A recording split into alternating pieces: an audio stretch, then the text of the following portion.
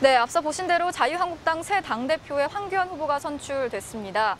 전당대회 현장을 연결해서 한국당 새 지도부 구성이 갖는 의미를 짚어보도록 하겠습니다. 자, 이준범 기자. 네, 한국당 전당대회가 열린 일산 킨텍스에 나와 있습니다. 네, 예상대로 황교안 후보가 당대표로 선출이 됐는데 득표율이 관심사였잖아요. 어떻게 나왔습니까? 네, 이번 선거는 처음부터 황교안 대세론이 지배했었는데 결국 이변은 없었습니다. 무난하게 1위가 됐고요. 득표율도 50%를 기록해서 31%를 기록한 오세훈 후보를 여유 있게 따돌렸습니다. 입당 40여일 만에 그것도 처음 나선 선출직 후보로 과반 득표에 성공함으로써 당권을 준 것은 물론 대권 도전의 기반까지 마련한 것으로 보입니다.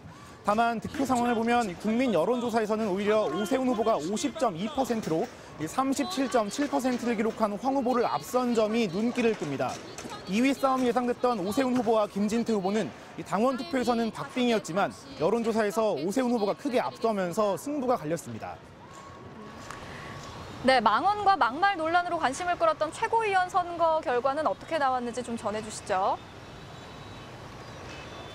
네, 이 5.18 유공자를 괴물 집단으로 칭했던 김순례 후보는 4명 뽑는 최고위원 선거에서 조경태, 정미경 후보에 이어서 3위로 당선됐습니다.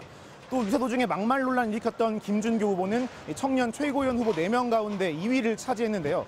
1명만 뽑게 돼 있어서 최고위원 되지는 못했습니다.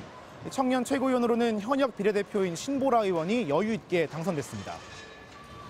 네, 이번 선거 사실 태극기 부대 활동이나 당의 우경화를 놓고 논란이 참 많았던 선거였는데 결과를 보면요, 어떤 해석이 좀 가능할까요?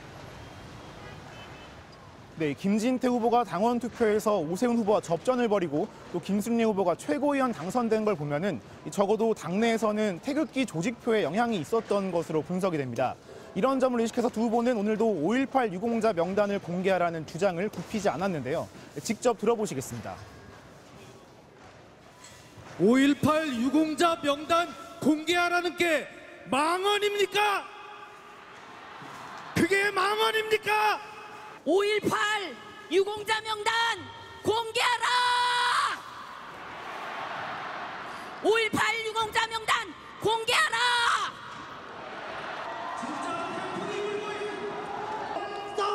네, 하지만 김진태, 김순례, 김준규 후보의 경우에 일반 국민 여론조사에서는 당내 투표에서보다 상대적으로 약한 모습을 보였습니다.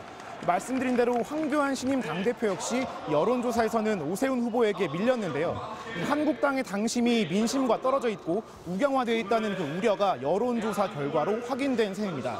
내년 총선을 지휘해야 할 황교안 대표가 당심과 민심의 괴리 현상을 어떻게 해소할지 처음부터 만만치 않은 과제를 안게 됐습니다. 지금까지 일산 킨텍스에서 MBC 뉴스 이준범입니다.